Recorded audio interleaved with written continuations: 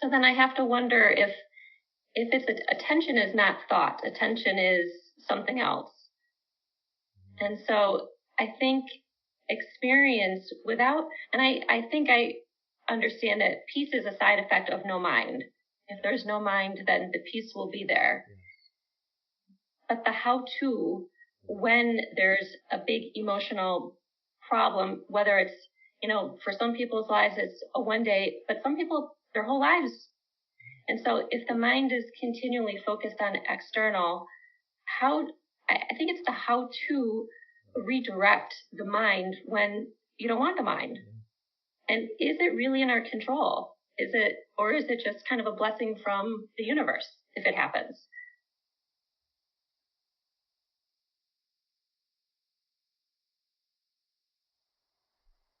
So you brought up a couple things in that.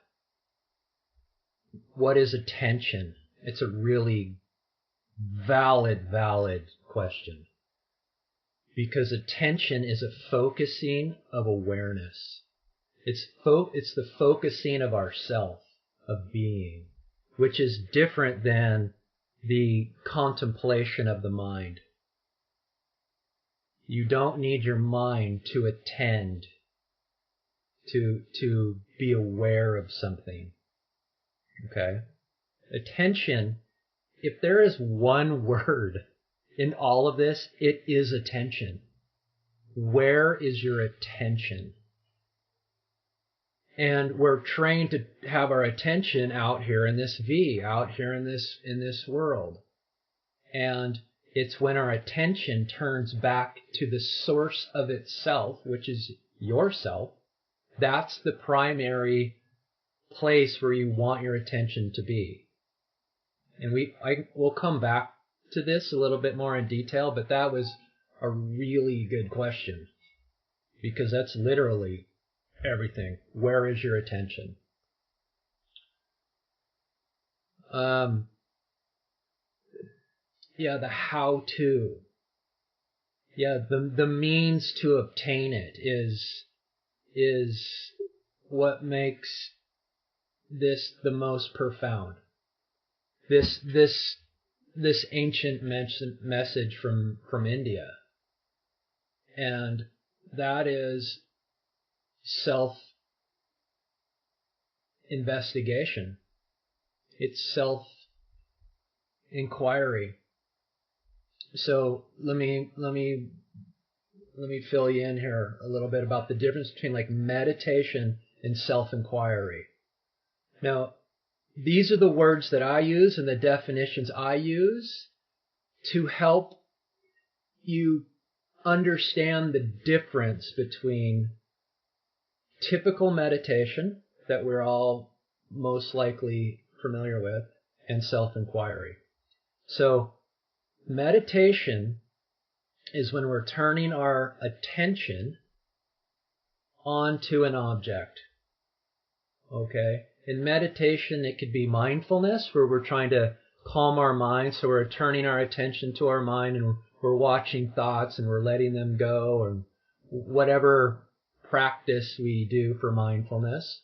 There could be breath work, where we focus on the breath, right, and trying to calm that down.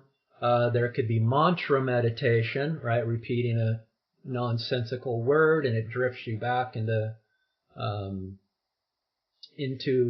self. It could be japa, where you're just repeating the name of a deity over and over again.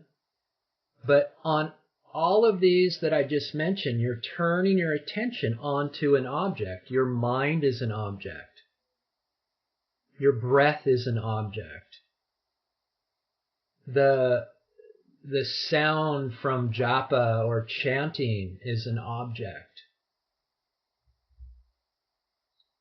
And even mantra-based, even if it's non-verbal, you're still focusing on a non-verbal word in your head. Where self-inquiry is completely different, is that you're turning your attention away from any object onto a non-object of yourself. It's like I mentioned earlier, this is completely obvious that it's here. yet it's not a thing. It's a non-objective, I'm going to say thing, but it's not a thing. It's an experience. It's a direct experience of yourself.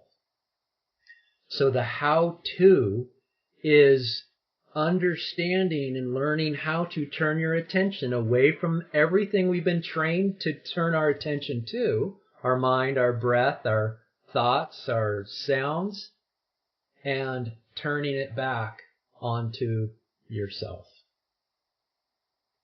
So that's the how-to. The difference between these two is that meditation does work temporarily. We can't deny that mindfulness or chanting or mantra, it does work. But what happens is there's two ways to subside a mind. One is known as manalaya, and manalaya it's a subsidence of mind. It's what we do every night when we sleep. Our brain waves, you could say, just die down and go to sleep or become very, very quiet. And in the morning, they just pop right back up, and you're the same you as you were the night before. There's no change. Well, that's the same. It's the same type of experience when we're doing meditations. They do subside the mind, and there is some relief there. But over time, if you were to stop those practices, that mind's going to rise back up, and you're right back to where you were prior to it. When you turn your attention onto yourself, you're actually destroying mind waves. You're actually literally changing the physiology, if you want to say, of how the mind rises as it rises out of self. And that's called mananasa. And that's what makes these two, meditation and self-inquiry, completely different from one another, because one is permanent and one is temporary. And that's how you have lasting relief.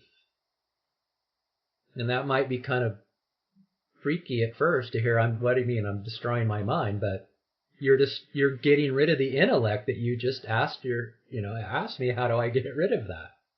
Well, this is it. When your intellect, your mind goes quiet, you are permanently in peace, which we all want. And it's nothing. And when you drop back into self, when your mind starts to be dissolved and the self comes to the forefront more, you'll see, it's what I thought at once might be scary to give up my mind is actually quite peaceful, because the self comes into your presence, the presence of peace.